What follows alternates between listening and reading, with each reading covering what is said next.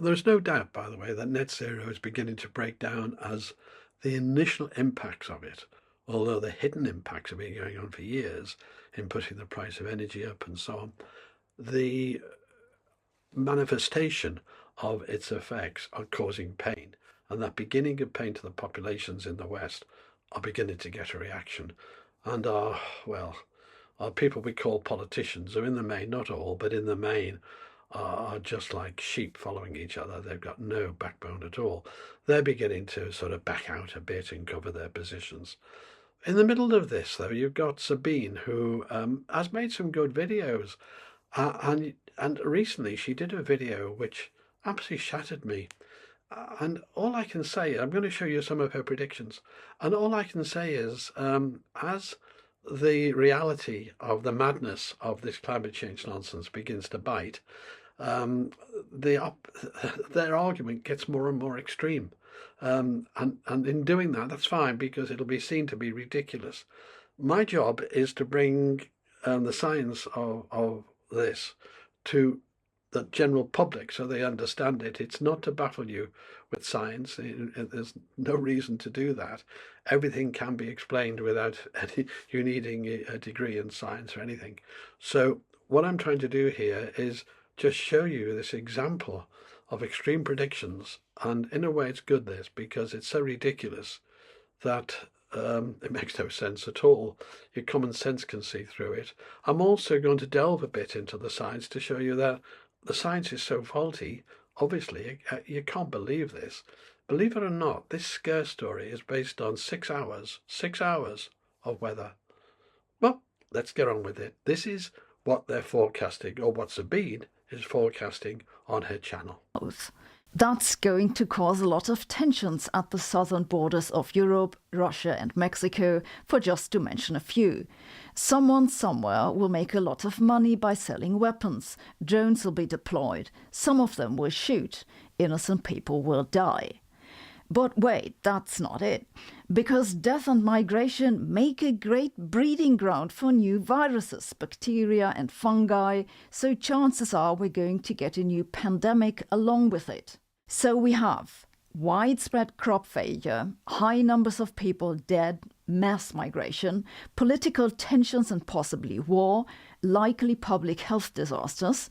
Meanwhile, people in the developed world are scrambling to adapt, moving inland as seawater levels continue to rise, trying to install air conditioning wherever they can, and are giving up pretending to cut back carbon dioxide emissions, which is going to speed up the further proceedings.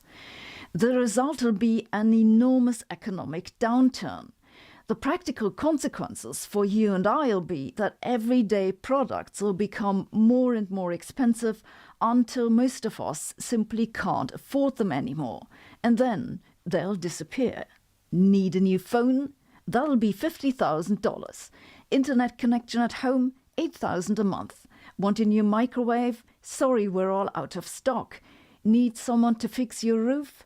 We're short on staff. They're still cleaning up the mess from the recent flood.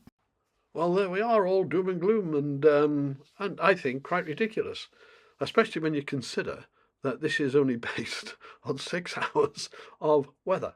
Apparently, you can take a climate model, which, by the way, is looking at sort of long-term things, and apply it to weather for 6 hours to see the amount of cloud cover and so on, and somehow justify, it fits.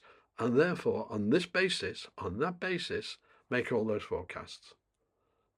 Just absurd. I'll just end this short video with Sabine stating the 6 hour nonsense, and then I'll conclude. Wouldn't it be much better to check how well those models work with clouds for which we do have observations? Like, the ones that we see in the sky. In principle, yes. In practice, it's difficult. That's because most climate models aren't any good as weather models. While the physics is the same, they're designed to run on completely different timescales. You make a weather forecast 2 weeks at most.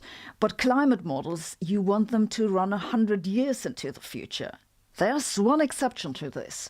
There's one of the hot climate models that can also be used as a weather model with only slight adaptations. It's the one from the UK Met Office. So a small group from the UK Met Office went and used this hot model to make a 6-hour weather forecast.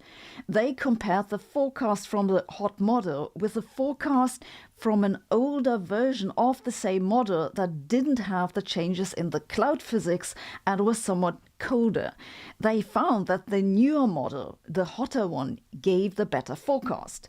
And just so we're on the same page, when I say the forecast was better, I don't mean it was all sunny. I mean it agreed better with what actually happened. There we are. It's the link to her video, by the way, is in the description below. You can watch the whole thing. So the UK Met Office come up with a model, a climate model, that could be tuned in and adapted to weather, look ahead 6 hours, match the clouds, and on that basis she's made all those predictions. Why not actually look at all these models, as I showed you actually in the last video, displayed like this? Why not just look at them all and realise how ridiculous they are, because they don't agree with reality. They don't agree with observation. These modelers have taken themselves off literally into the clouds as a group and forget the basic principles of science. Your work must agree. Your idea, your thesis, your hypothesis must agree with reality. And they don't. Thank you for watching.